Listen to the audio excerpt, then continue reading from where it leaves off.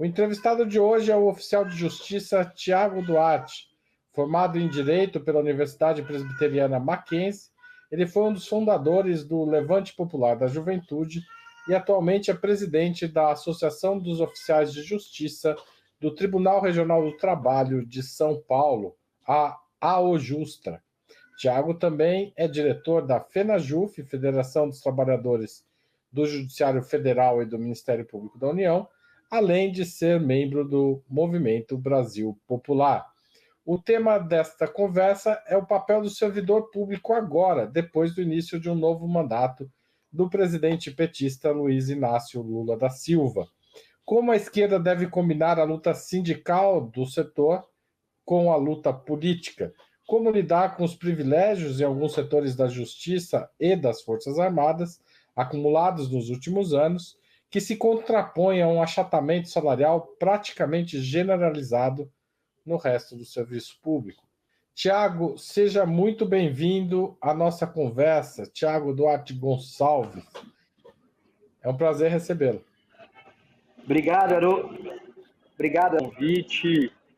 Parabéns ao Pelamundi aí por fazer a contraofensiva, a resistência no debate da mídia, né, trazendo alternativas aí para o público num debate anti-neoliberal e muito importante para a disputa das ideias. Tiago, o Sub-40 sempre tem uma pergunta fixa no começo, que é: qual é a sua idade? Onde você nasceu? Como é que você veio parar até aqui? Haroldo, tô quase lá. Vou fazer agora 40 anos em 23 de junho. Né? Então, 23 de junho de 1983, faço 40 anos. Comecei a militar no movimento estudantil no Mackenzie, né? Fui técnico João Mendes Júnior, que é o Centro Acadêmico de Direito do Mackenzie. Fiquei lá 5 anos no processo do movimento estudantil.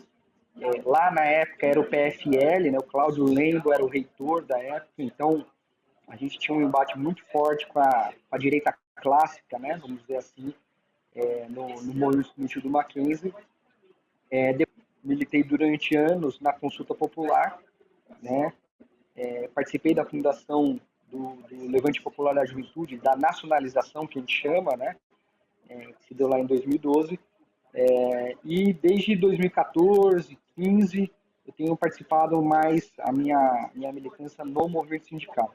Né? Então, sou servidor do trabalhador do judiciário. Às vezes o pessoal olha o judiciário só lembra de juiz, né? São 18 mil juízes, mas são 240 mil trabalhadores, né? Operários ali do judiciário. Eu sou um deles. E aí participei da Associação dos Oficiais de Justiça, então na federação, na FENAJUF, que é a federação de todos os trabalhadores do judiciário, como diretor jurídico parlamentar nesse atual mandato. Obrigado, Tiago, pela resposta, mas eu queria saber um pouco antes. Como é que é a sua formação escolar? Você tem irmãos? Como é que você foi parar no direito e no direito do Mackenzie? Não, rapaz, eu fui filho de mãe. Em 83, a minha família é presbiteriana, né, evangélica. Então, dos 7 filhos, a minha mãe foi a única que casou, depois se separou, depois teve filho sozinha. Então, foi uma revolucionária da época, vamos dizer assim, né? Porque pensar isso hoje já é difícil, né? Para a pessoa ter um filho sozinho, pensar em 83 já a dinâmica é um pouco diferente.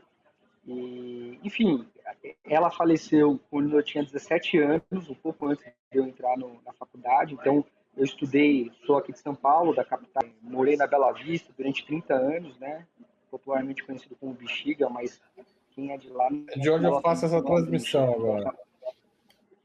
É? E eu morava ali na Rua Rocha, atrás da Vai Vai, né? Que, antigamente.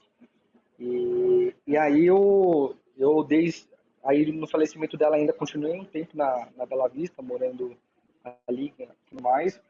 E fui para o Mackenzie, fiz o vestibular, né? O vestibular, a universidade é presbiteriana, então isso, o fato de ter a família presbiteriana me ajudou a conseguir bolsa, porque o Mackenzie ele tem uma política de bolsas Hoje, né, tem a relação com o ProUni, tem relação com a Atlética e tem uma política de bolsas ligada à religião, mas vamos dizer assim. Mas de fato na época era isso, né? Eu era filho único de mãe solteira e precisava da bolsa também. Então, o fato é que me ajudou. Então, eu fiz o Mackenzie durante os 5 anos, 5 anos e meio ali. E a formação do direito foi muito nessa perspectiva de contestar um pouco, né? A gente, por mais que depois que você está no direito, antes de você passar no direito, tem a fama de quem é do direito é meio contestador. Depois que você passa pela faculdade, eles te dão uma enquadrada, né, na boa parte das pessoas ali, e aí muda um pouco. A pessoa vira operador do direito, né? Quer dizer, ele opera a máquina, mas contestar, questionar, são raras as pessoas que fazem isso posteriormente. Essa a minha breve história aí. Bacana. Ô, Thiago, como é que foi a sua militância estudantil? Você teve uma vida de militante estudantil, que você comentou rapidamente, né? Contestação e tal, mas como é que você vai parar no Levante?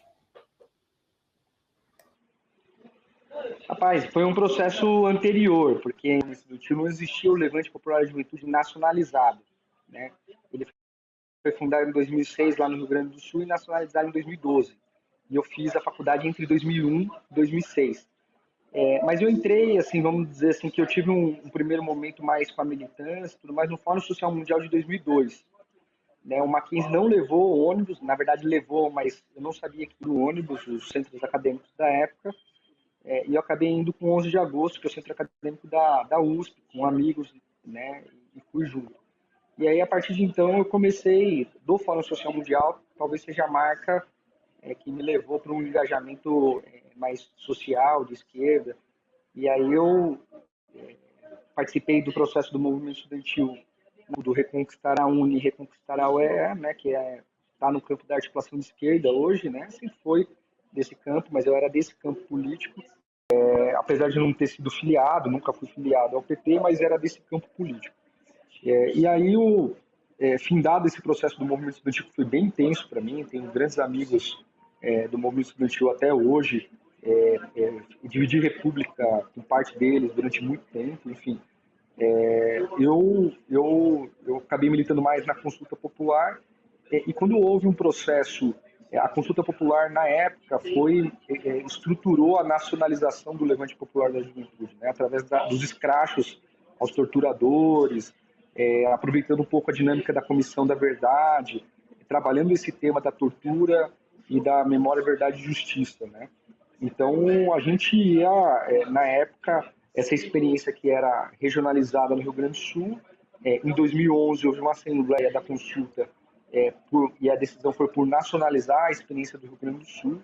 E aí, em 2012, a gente nacionalizou aqui em São Paulo, no caso, né? Eu participei mais da dinâmica aqui em São Paulo, em especial nesse começo com os escrachos, né? O Levante ele tinha um pé muito fora da universidade nesse primeiro momento, mas também ele foi entrando nas universidades, na disputa da Uni, e hoje é um movimento com mais de 10 anos aí, juventude, já formou uma geração inteira aí para as lutas populares e sociais que estão acontecendo, mesmo gente nossa na época hoje trabalha no governo, está em outros movimentos sociais, no MST, no movimento, enfim.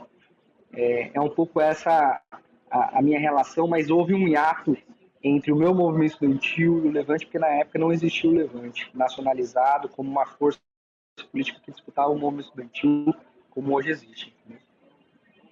Thiago, como se dá a sua entrada no serviço público e como é essa saída do militante estudantil para o militante profissional, né? Então, Haroldo,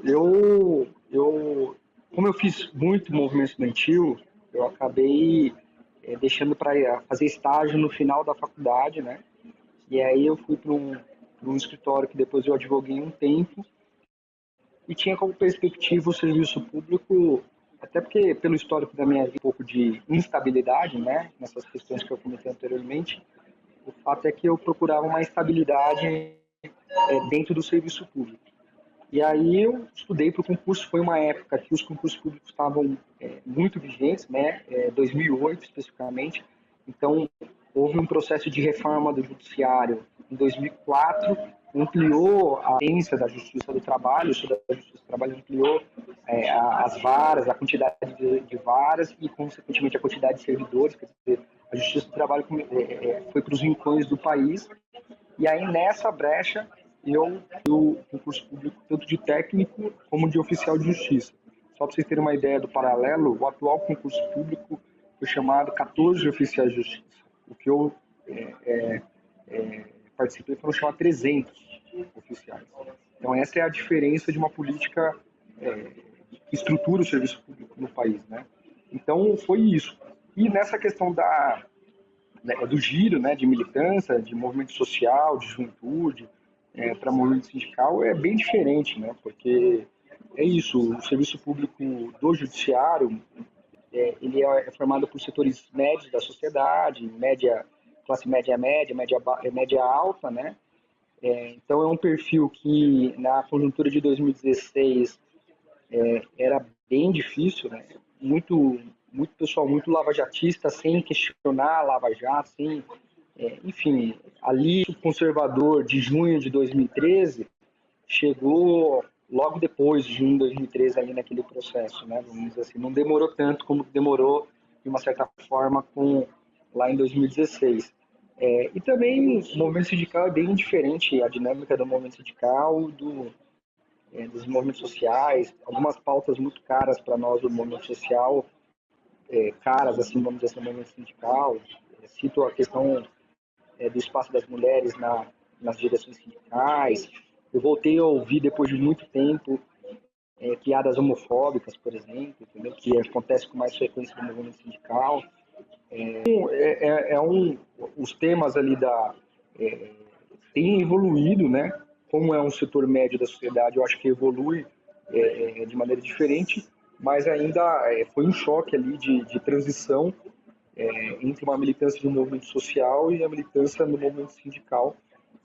Tenho ido para Brasília com mais frequência, antes não fazia esse trabalho de contato com os parlamentares, mesmo a relação com os juízes, com os desembargadores, né? Tem uma piada interna no judiciário que brinca que o juiz acha que é Deus, desembargadores e ministros têm certeza, né?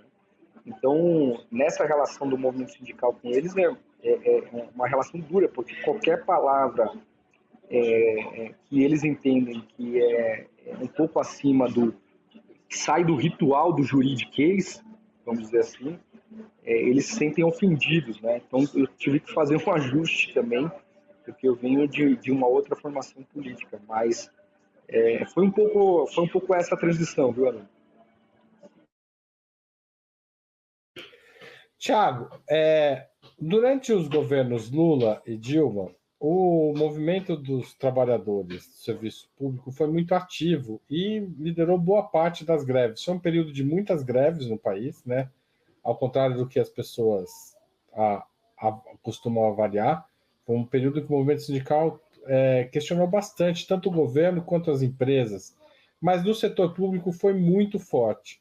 Com a queda da Dilma, o setor público viveu uma espécie de ocaso do movimento sindical, pelo menos não aparecia para as pessoas, né? Caiu muito o número de greves. Você citou a entrada do lava-jatismo no setor no judiciário, e isso criou, por parte da esquerda, uma certa digamos, má vontade com o servidor público, né? Não estou dizendo da sociedade em geral, mas da esquerda em particular. A ideia de que o servidor faz greve quando o governo é progressista, mas quando é reacionário ou conservador, o servidor acaba aceitando políticas regressivas. Como você avalia essa descrição que eu fiz? Ela é correta? Você sente isso? E qual que é o remédio para isso? Haroldo, eu acho que ela tem um quê de correto, né? Assim, de fato, durante os governos Lula e Dilma havia houve toda uma expectativa, né, do movimento sindical de uma maneira geral com relação ao papel do governo na época, né? A esquerda não tinha ainda tido essa experiência que teve de 2003 a 2016, né? E, de fato, houve um processo de avanço. Agora, sim, a conjuntura que coloca o campo da esquerda na defensiva também coloca o campo do movimento sindical, né? O movimento sindical não é uma ilha. Então, assim, quando houve o golpe de 2016, e logo na sequência, em dezembro, a emenda 95, que impacta o serviço público, quer dizer, aí logo depois teve a reforma trabalhista, né, e toda a mudança na legislação, e uma série de iniciativas. É claro que o movimento sindical ele procura resistir, mas não com o mesmo peso que ele tinha anteriormente, né, com a mesma capacidade de iniciativa, de mobilização. Isso eu estou falando do serviço público especificamente, né. O ápice, talvez, desse momento de ser amassado politicamente pela direita foi, em 2019, a reforma da Previdência do Bolsonaro, né? Então, foi um processo que, daria para dizer que 16 a 19, o movimento sindical no serviço público ficou numa defensiva grande e numa capacidade de mobilização muito baixa. A partir de 2020, com a PEC 32, que foi a reforma administrativa, tentativa de reforma administrativa, né, apresentada, e aí depois todo o processo de 2021 também em torno disso, eu acho que o movimento sindical do serviço público começa a dar sinais de retorno, né, de combate talvez tenha sido o único grande projeto neoliberal que o Bolsonaro abraçou que não passou na Câmara, né? Se você pensar, todos os outros, a própria reforma da Previdência que eu citei, todos os ajustes feitos pré-pandemia, né, ali no processo de pandemia, Lei Complementar 173, a discussão do precatório, do pedalado do precatório, jogando para frente, e o pagamento, o uso de dinheiro público como ele usou. Então, a PEC 32 foi a única grande reforma que o governo tentou implementar e não conseguiu. E, de fato, assim, você pega o Guedes, o próprio Bolsonaro, eles colocavam o sindicalismo e o servidor público como inimigos, né? Vamos colocar a granada na bolsa do inimigo. Isso reflete no ânimo das pessoas, né? Você tem um governo que te considera um inimigo, você fica na defensiva também. Mas, assim, eu acho que parte da esquerda, e aí falando sobre um dos pontos que você falou que existe resistência, é porque não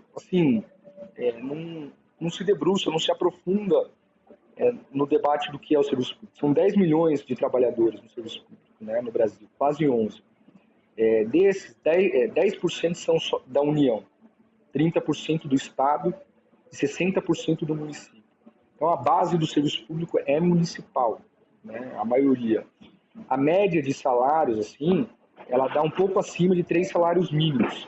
Então, tem uma visão também que a sociedade incutiu, que eu acho que parte da esquerda assimila, é que os servidores públicos ganham muito, né? E não ganham. País afora são os dados do IPEA, né, que eu estou comentando. Então, quem ganha mais no serviço público são algumas carreiras como de juiz, promotor, procurador, que também acaba afetando nós, né?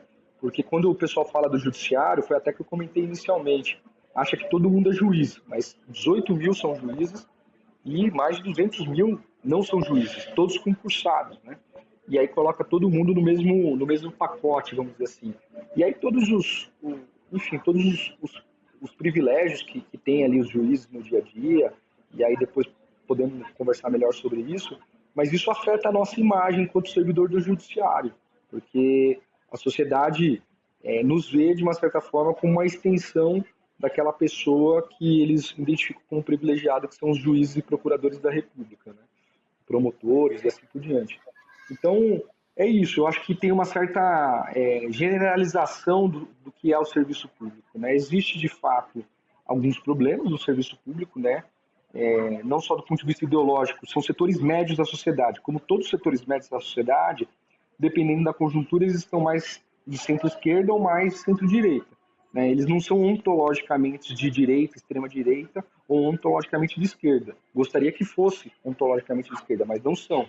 Então é um processo de disputa permanente que precisa ser feita, de disputa de valores, de sociedade, e o movimento sindical ele tem que ter uma autonomia, uma independência em relação ao governo para conseguir fazer essa disputa, né? Porque se a gente não tiver uma autonomia e independência para lutar, para apontar aquilo que a gente entende que o governo está equivocado, né? Entre outras coisas, a tendência das pessoas olharem para a gente e verem a gente como assim, aqueles ali são os governistas que não querem fazer a luta em prol de um melhor serviço público. Então, essa autonomia e independência, ela é importante e às vezes também parte da esquerda se incomoda com a autonomia e independência do movimento sindical, que é bem presente no caso do serviço público. Quem são os privilegiados do setor público, na visão do trabalhador aí do judiciário, que não é o juiz, que é você, no caso?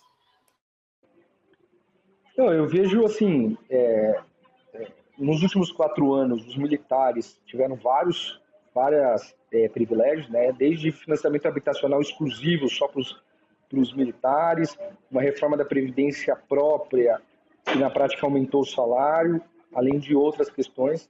Eu acho que o setor militar é um setor que a gente tem uma dificuldade histórica, né? De fazer os ajustes, mas é um setor do serviço público que está acima da média da população. A gente tem juízes, procuradores, promotores, no sentido assim, eu não questiono o salário deles, né? Eu acho que o salário, por óbvio, é um salário bom, é um salário alto, comparado à média da população, à média do serviço público, mas eles têm uma responsabilidade também ali muito grande. O problema é o que não é salário, né? Então, o que o pessoal chama de penduricalho, enfim, o orçamento do judiciário ele tem uma autonomia relativa, né? Então, você consegue identificar alguns privilégios no final do ano para onde vai o resto do orçamento que não foi gasto, né? Então, um pouco essa a questão. Eu acho que tem uma cúpula ali do serviço público também no executivo, né? Que também acaba usufruindo não 60 dias de férias, né? Mas também não só do salário, mas outras formas de remuneração que saem da lógica de um salário digno que tem que ser pago mesmo. Então é um pouco isso. Eu acho que se você for pensar em privilégio comparando os 33 milhões de legislativo, no legislativo no legislativo tem setores privilegiados? Tem. O setor legislativo, ele é até mais do que o judiciário nesse quesito, ele é onde tem mais extra-quadros, né? Ou seja, pessoas não concursadas estão dentro da estrutura do legislativo. O número de servidores do legislativo e do judiciário é muito parecido nacionalmente, considerando, claro, o legislativo municipal, estadual e federal, considerando todos os municípios do país, todos os estados e assim por diante. Mas tem também, né? Mas eu acho que assim, o que eu me preocupo um pouco, Haroldo, é que existe uma generalização, né, sobre esse tema, uma tentativa de homogeneizar e de, a partir de então, justificar uma política neoliberal, né? Então eu acho que a gente tem que tomar um certo cuidado também com esse debate, porque foi o que eu comentei, são quase 11 milhões de servidores públicos. Pra você ter uma ideia, 3% ganha acima de 20 mil reais, por exemplo, desses 11 milhões, entendeu? 3%. Então, assim, porque eu estou falando só olhando o salário, né? Não olhando outras condições de trabalho e tudo mais para fazer esse debate de privilégio. Então, o número é muito pequeno. Então, a partir do momento eu reconheço, porém, eu quero só colocar que é uma dimensão muito diminuta do serviço público e que a gente tem que tomar um cuidado para isso não gerar um sentimento de que por isso tem que fazer reforma administrativa, por isso tem que acabar com a estabilidade, por isso tem que acabar com o concurso público como porta de entrada e assim por diante, uma série de justificativas neoliberais com base numa minoria, e eles fazem isso, né? O Kim Kataguiri, por exemplo, frequentemente ele pega uma exceção, joga a luz na exceção como se todos os servidores vivessem naquela lógica, né? Então acaba sendo desleal E uma canalice, né, do ponto de vista para a sociedade, porque não explica a dinâmica e a realidade dos servidores públicos como um todo. E para essa parte aqui, para fechar, eu reconheço que assim há uma diferença entre os servidores municipais, estaduais e da União, né? Os servidores municipais eles são mais precarizados, um salário menor, tem muito lugar que tem problema de ter falta de papel higiênico, né? Estou dando um exemplo concreto assim na hora que você vai trabalhar, né? Falta de estrutura básica, de cadeira ergonômica, enfim. Municipal, estadual é um pouco melhor, mas a depender dos estados também. E o da União são os servidores mais bem remunerados, bem qualificados, mas pega nos servidores da União ainda uma certa sobrecarga de serviço, porque nesse último governo, o governo Bolsonaro, o número de concursos foi muito pequeno, né? Então isso gerou um passivo de trabalho e de acúmulo de serviço muito grande, e houve um assédio moral institucional do último governo em relação aos servidores públicos, né? Então era institucionalizado isso, uma política, não foi só o presidente da Caixa que fez assédio sexual lá e assédio moral, quer dizer, isso estava permeado nas entranhas de toda a estrutura do serviço público. Então, eu queria colocar luz nisso só para a gente não reverberar também, enfim, a lógica de que os servidores públicos, de uma maneira geral, são privilegiados, porque eu diria que é uma minoria bem significativa nesse caso. Não, claro, eu acho que é muito importante fazer essa discussão nesses termos, sabe? Da gente identificar o tamanho. Porque, por outro lado, às vezes, juízes, militares e setores, alguns e outros setores privilegiados, pegam carona na luta de vocês, né? Mas pegam, mas assim, é residual, viu, Haroldo? Vou dar um exemplo agora. No final do ano passado foi aprovado um reajuste de uma recomposição, né, parcial de 19,25 para os servidores do judiciário e para os juízes, em 3 anos, né? Então é 6%, e aí eu complemento no terceiro ano. Se você for ver, na prática, é a inflação dos 3 anos de 23, 24, 25 não vai ser muito diferente. Só que houve um congelamento salarial no período do governo Bolsonaro, então tem um déficit aí. Mas assim, eu acho que, assim, pelo conhecer a dinâmica deles, eles trabalham mais com lobby, né? Por exemplo, o negócio do auxílio moradia foi, vou usar um termo menos técnico, foi bizarro o que aconteceu, uma liminar do STF, né, garantindo auxílio moradia, e isso ter sido usado na época, com o governo Temer, se eu não me engano, de barganha para, então tá bom, eu tiro o auxílio moradia, eu devolvo o processo para ser julgado o auxílio moradia, só que vocês dão um reajuste do valor do auxílio moradia. E o auxílio moradia, ele ficou durante muito tempo sendo pago, e isso mancha os trabalhadores e trabalhadoras do judiciário, né? Porque, imagina, o cara já ganha 30 mil reais por mês, 30 e poucos mil reais. Não muda de local, não é uma mudança bem do serviço público, porque o auxílio moradia paga isso. Se você muda bem do serviço público, faz sentido você pagar o auxílio moradia. Agora, não é a questão em si. As pessoas muitos já tinham, quer dizer, não pagavam nem aluguel, entendeu? Então, isso eu acho que mancha, mas veja, essa linha, estou falando isso para falar da carona, essa linha foi uma linha própria dos juízes. E eles fazem isso frequentemente. Hoje, para você ter uma ideia, o auxílio saúde que é pago, né, o judiciário ele subsidia uma parte do plano de saúde que a gente contrata, né? Para os juízes o valor é maior do que para os servidores, em regra. Sendo que a vida é a mesma, né? Eu tenho 39 anos, o juiz com 39 anos tem a mesma...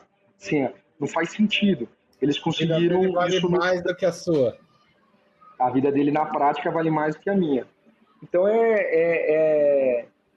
isso, se você estuda o judiciário e acompanha de perto, acontece frequentemente, né? Esses exemplos que eu estou dando. É que o auxílio moradia é o que saiu na mídia, é o mais sentido, mas acontece de outras maneiras. Então, o judiciário ainda ele precisa passar por um processo de república, né? Deixar as coisas mais transparentes, mais acessíveis. A verdade é que tem acesso ali à dinâmica, tem a lei de acesso à informação, tem os portais de transparência evoluiu, né, nos últimos 20 anos, vamos dizer assim, mas a sociedade como um todo evoluiu. Mas dos poderes é o poder que a gente tem menos controle social, né? E isso é importante destacar porque eu acho que um judiciário com mais controle social nos ajuda a ser um judiciário mais forte também, na prática. Eu perguntei, o tema dessa conversa é o papel do servidor público no governo Lula. Não só do ponto de vista sindical, né? O que a sociedade pode esperar do servidor público enquanto força de transformação do próprio serviço público e da sociedade? Haroldo, eu acho que assim, os servidores públicos de uma maneira geral, primeiro, logo no início do governo, o atual governo, o governo Lula, apresentou a retomada das mesas de negociação e agora, mais recentemente, um reajuste de 9% esse ano de 2023, né, que é um pouco acima da inflação de um ano, mas ainda não recompõe as perdas dos anos do Bolsonaro. Mas isso sinaliza uma mudança de política do governo em relação aos servidores. Então, de uma maneira geral, eu acho que os servidores estão a ausência de um assédio moral institucional, que era o que acontecia na gestão do Bolsonaro, também é algo importante, né? A ausência de perseguição com relação a se a pessoa é de esquerda, de direita, isso também é importante, porque independente disso, a pessoa presta um serviço público e a gente precisa de todo mundo, né? Prestando um serviço público de qualidade. Então, acho que, no todo, os servidores estão animados para dar uma boa devolutiva para a sociedade, prestar um serviço público bom, eficiente, de qualidade, né? Claro que nos limites que eu comentei anteriormente, né? É importante a retomada dos concursos, das nomeações, porque também a pessoa não consegue fazer milagre sob pena de sobrecarga na saúde física, mental, se ficar com muito serviço. Mas, de uma maneira geral, eu sinto os servidores aliviados, né, de ter passado o período anterior. Não quer dizer que está todo mundo bem, não quer dizer que está todo mundo saudável financeiramente. Existe muito endividamento interno no serviço público, né? Existe uma política de avançar nos consignados dos bancos e das margens dos consignados muito, muito forte, né? Existe uma preocupação, querendo ou não, o arcabouço fiscal passou nos termos que passou, com gatilhos, né, e amarras aí ao serviço público, caso não dê certo a fórmula que o Haddad pensou, né? Então isso também nos preocupa, claro, né, enquanto servidores, porque o pessoal entende que se o governo não dá certo, na prática o servidor pode pagar a conta, né? Então eu sinto que o sentimento é de prestar um bom serviço público de qualidade, sem o peso da gestão anterior do Bolsonaro, que era uma faca no pescoço ali, né, no dia a dia, permanentemente. A gente viu servidores do IBAMA, né, sendo perseguidos, servidores auditores fiscais do trabalho, gente ligado à fiscalização do trabalho, ao Ministério Público do Trabalho, enfim, uma série de servidores que eram tidos como párias da sociedade, né, parasitas, né, que era o termo que foi usado pelo Guedes. Então, tirar desse período, eu acho que tem um alívio, né? Não quer dizer que os servidores são de esquerda, né? Nem centro-esquerda, mas estão dispostos a dar um bom e contribuir e devolver com um bom serviço público de qualidade à população. Nos anos 80, a mobilização de professores, médicos e outros servidores públicos foi fundamental para a gente chegar na Constituição de 88, que trouxe uma série de garantias para o servidor, que no final são garantias para o cidadão, né? Como essa de não ser demitido, enfim, várias questões foram consolidadas na Constituição de 88. Você enxerga a possibilidade de a gente viver um novo movimento progressista sindical dos trabalhadores públicos, do serviço público? Haroldo, uma boa pergunta. Eu acho, assim, depende muito da dinâmica e do retorno do governo. Vou dar um exemplo, né? Reforma tributária agora. A reforma tributária, ela é um tema que, se a gente fizer bem feito, ela politiza a sociedade. né? A gente não necessariamente vai ganhar tudo lá no parlamento, a gente sabe a correlação de forças do parlamento, mas ela ajuda a elevar o nível de consciência das pessoas sobre temas e dos servidores públicos consequentemente, né? Mas assim, eu coloco que assim, o serviço público os servidores, ele representa um pouco um espelho da sociedade. Né? Em que sentido? São setores médios, não na sua maioria pessoas pobres, né? Dificilmente pessoas pobres, e não são pessoas ricas, né? São setores médios, médios baixos, médios, né? Média alta, que você permanentemente tem que fazer uma disputa. Eu avalio que o governo Lula-Dilma cometeu alguns erros. Entre os erros, por não fazer a disputa da classe média da sociedade, né? Então, fazer a disputa, porque são os setores que, quando está com problema, primeiramente são esses setores que vão para a rua.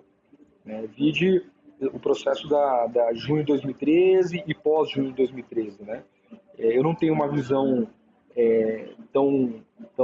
não acho que o junho de 2013 foi revolucionário, também não acho que o junho de 2013 foi tão conservador. Foi uma disputa que a gente perdeu, né? Foi um tsunami que a gente perdeu. Mas o fato é que os setores médios da sociedade, eu estava aqui, né, na época no Levante, né, aqui nas atividades de julho, começou dia 6, vai fazer agora 10 anos, inclusive. Né? Dia 6 e terminou dia 21 ou 22 de junho, se eu não me engano, aquele processo mais massivo, né, e aí depois disso várias outras atividades. Mas o fato é que esses setores médios que os servidores públicos fazem parte, eles são meio biruta de aeroporto no sentido ideológico. Então, se a gente não faz um permanente processo de disputar mentes e corações, como diria os mais antigos, né, a gente vai perder esse pessoal, no mínimo, para a centro-direita, para esse pessoal mais neoliberal. E existe, por óbvio, como existe na sociedade como um todo, servidores públicos bolsonaristas. Mas minha impressão é que hoje é minoritário. Mais minoritário do que foi as eleições, entendeu? Dentro do serviço público não é 51 a 49, é menor o número de bolsonaristas, mas existe, proporcionalmente falando. Não à toa que o Bolsonaro e a turma dele sempre atacavam os servidores públicos numa perspectiva que são pessoas como se todo mundo fosse de esquerda, né? Então é um pouco disso. Eu acho que ter o serviço público como um movimento progressista vai depender de uma disputa na sociedade permanentemente a respeito do tema. Vai depender de acolhimento das pautas, vai depender de olhar a autonomia e a independência do movimento sindical do serviço público não como um problema, mas como algo importante para colocar o governo por um outro rumo, por uma outra disputa.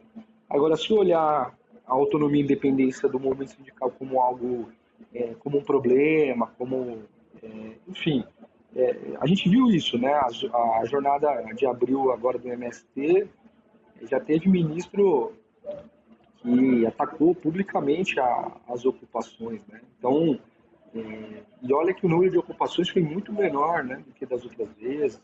O MST, um mês depois, fez uma ótima feira da reforma agrária, aqui no Parque da Água Branca. Enfim, está disputando os setores médios da sociedade de outra maneira, né? Agora, se o governo olhar como problema a autonomia e a independência e quiser enquadrar, eu acho que vai dar ruim, né? Porque isso vai ser mal visto e é um sinal negativo. A gente falou pouco dos militares. Os militares são no serviço público por excelência, né? Assim, o ideal é que nunca deixem de ser, mas eles são um foco da direita mais empedernido no momento, né? Como vocês, dos outros setores do movimento sindical, dos servidores, lidam com os militares? Assim, Haroldo, no judiciário, a gente tem pouca relação com os militares, porque a gente tem uma polícia judicial própria, né, concursada. Então, quem fez, por exemplo, a defesa, vamos dizer assim, entre aspas, do 8 de janeiro, não foram os militares, seja a PM, seja o que for, foi a polícia judicial.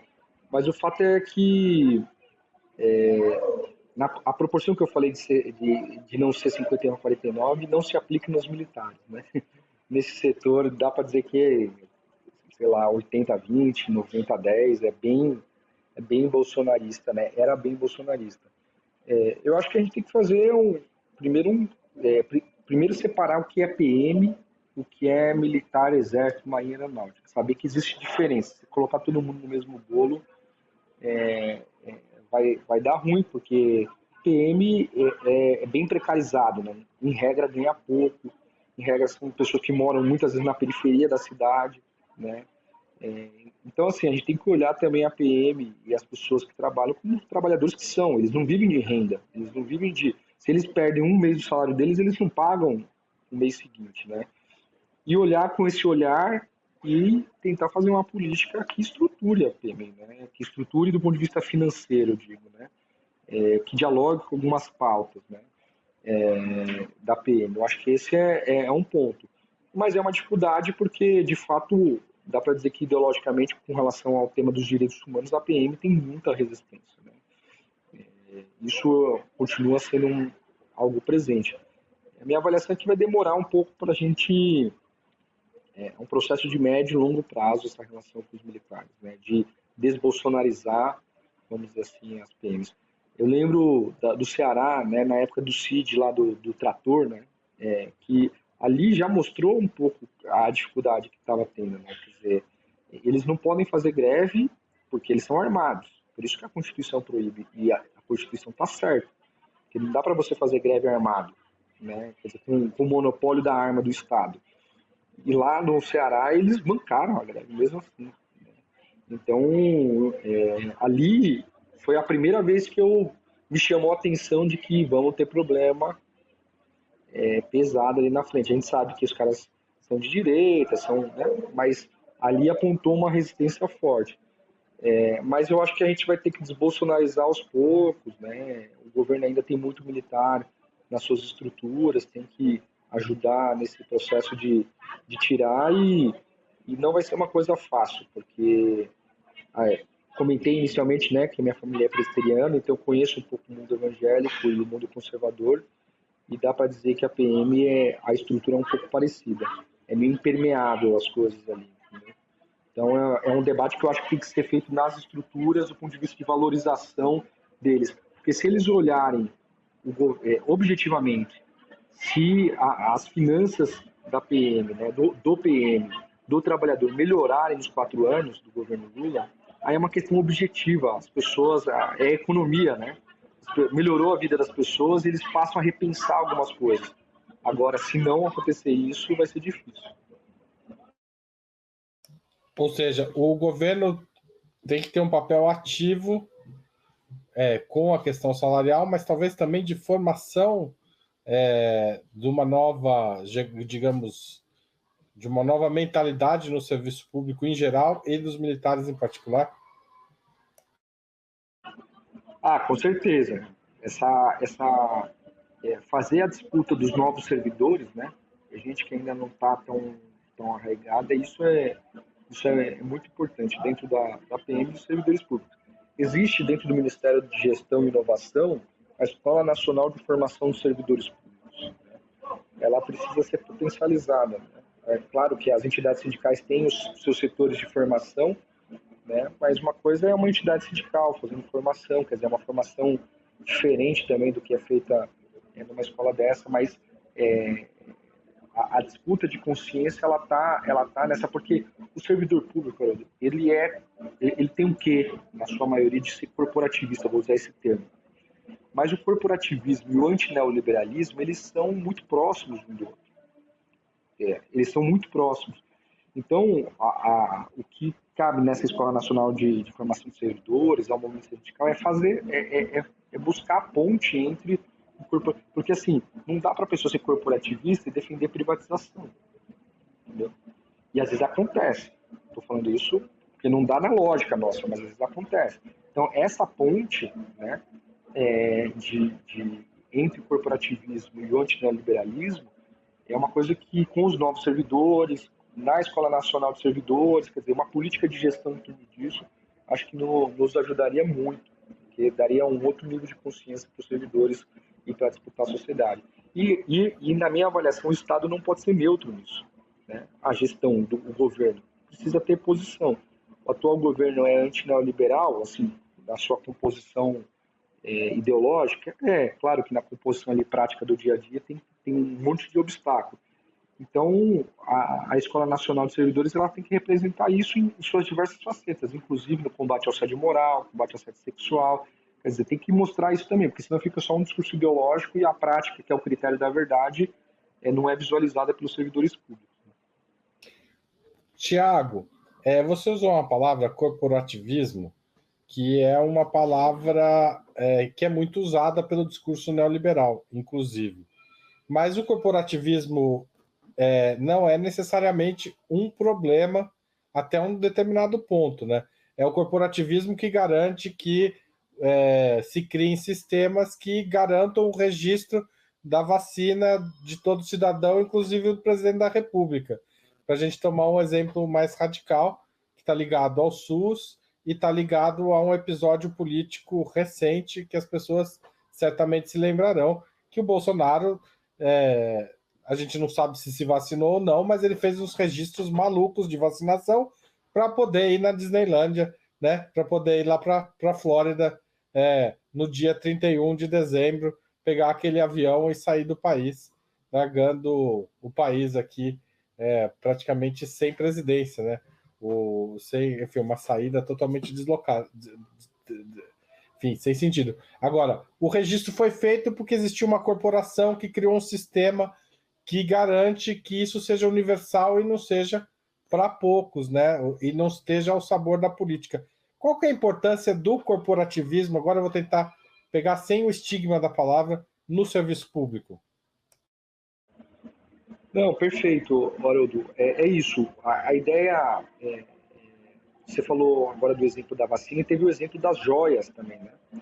E assim, só não entraram no país porque existe um sistema de concurso, de estabilidade, de pessoas que respondem à lei e à Constituição e não necessariamente ao governo de plantão, que nos ajudou a evitar que aquelas joias entrassem de maneira ilegal e que hoje a gente soubesse que eles tentaram fazer de todas as formas que as joias entrassem de maneira ilegal. Mas a ideia, você tem razão, a ideia do corporativo, ela é no sentido de, assim, os servidores, eles têm um nível de consciência na defesa dos seus direitos muito bom, né? Muito elevado. Então, isso uma coisa é o nível de consciência, outra coisa é você fazer uma ação política para defender esse nível de consciência. E às vezes essa ação política, o movimento sindical ajuda, né? Às vezes entidades associativas ajudam, às vezes o próprio servidor ali se reúne e procura ajudar. Mas isso acho que fortalece o serviço público, porque se não fosse essa linha corporativa que eu estou te falando, né, nesse sentido, sem a pecha da palavra, a PEC 32 teria passado, né? Então, assim, também tem algumas questões que eu acho que tem que ser vistas no âmbito dos direitos, né? Muitas vezes o pessoal fala assim, mas no serviço público tem estabilidade, mas não tem FGTS, né? Tem estabilidade, mas não tem seguro-desemprego, se você for demitido. Tem estabilidade, tem uma série de coisas, como se a estabilidade também fosse um privilégio individual e não uma prerrogativa para que a pessoa possa atuar de acordo com a lei, com a Constituição, e não de acordo com o chefe imediato ali que tem no momento. Então, eu acho que... Se não houvesse estabilidade, vamos colocar... Aquele servidor que resistiu a entregar as joias, talvez fosse demitido para que entrasse no lugar dele um servidor que entregasse as joias, certo? Ou ele teria deixado entrar as joias, né? Porque, no fim e ao cabo, a subsistência da família acaba prevalecendo. Então, ele sabendo que a subsistência da família estava assegurada, independente do governo de plantão, ele cumpriu a lei e a Constituição. Mas é isso mesmo. Então, isso tudo graças a esse sistema de defesa de direitos que a gente chama, vamos dizer assim, de corporativo. Mas eu acho que dá para fazer essa ponte entre a defesa de direitos e fazer um debate, disputar mentes e corações para o discurso antineoliberal. É um trabalho que o movimento sindical pode fazer e deve fazer, mas é um trabalho que também o próprio governo, enquanto política de gestão, também pode estimular a reverberar isso no Brasil afora. Tiago, vou fazer uma pergunta bem pessoal agora. Você gosta de ser servidor público? Eu gosto, cara. Eu gosto. Foi o que eu comentei, né? Minha vida era tinha uma certa instabilidade, me ajudou do ponto de vista da estabilidade. Você me apresentou, eu trabalho mais fora, né? Meu trabalho é de rua, então eu não fico muito nas dependências do serviço público ali no dia a dia, né? E de uma certa forma o movimento sindical, o movimento associativo me ajudou também. Então é uma série de fatores, mas particularmente eu gosto, tenho uma visão crítica, mas me alinho também milhares de servidores que têm essa visão crítica que eu tenho, né? Não sou só eu aqui. Então eu vivo e caminho junto com pessoas que têm uma visão parecida com a minha e faço a disputa com pessoas que não têm necessariamente. Então isso ajuda também a gostar do espaço que você trabalha, porque você enxerga. Para você ter uma ideia, Arido, eu entrei no movimento sindical ali em 2014, 2015 e aquele movimento conservador forte dentro do judiciário, aquele viva Lava Jato, né, sem nenhum tipo de crítica. Então, para você achar alguém progressista ali dentro, nossa, você ficava até emocionado quando você achava, tirava foto, aquela coisa toda, né? E aí a gente começou a formar um grupo que era judiciário progressista, que eram pessoas que, assim, se você acha que o que está acontecendo vai ser um golpe, né, em 2016, ou foi, né, depois, se você é a favor dos direitos humanos, se você é antineoliberal, você está dentro, não importa em qual situação, né, se você é militante de algum partido ou não, você está dentro e vamos se formar. E aí a gente formou, então, só que em São Paulo, mais de 150 pessoas, né, que a gente conheceu, que a gente foi construindo, que aí começou a ir em ato junto, começou em atividade junto, começou a participar de movimento sindical junto.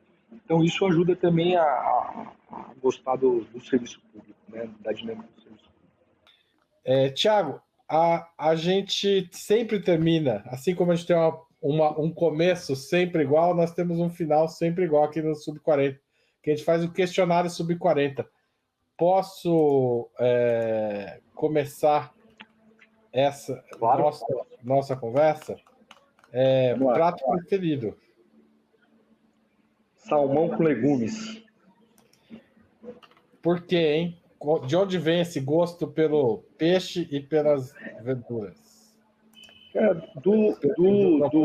Das carnes, né? Lato sensu falando, né? Carne, frango, peixe. O que eu mais gosto no dia a dia é peixe, né? Que eu como mais, que eu procuro, que eu vou no cardápio, o que eu quero saber. Tipo, eu como carne, eu gosto de carne, como frango menos, mas o peixe é o que eu gosto mais. Então, eu lembro da minha mãe falando que quem come peixe fica inteligente. Que ela tinha essa linha para me estimular quando eu era moleque, pequeno, a comer peixe, porque quando você é moleque, às vezes você não gosta tanto, né?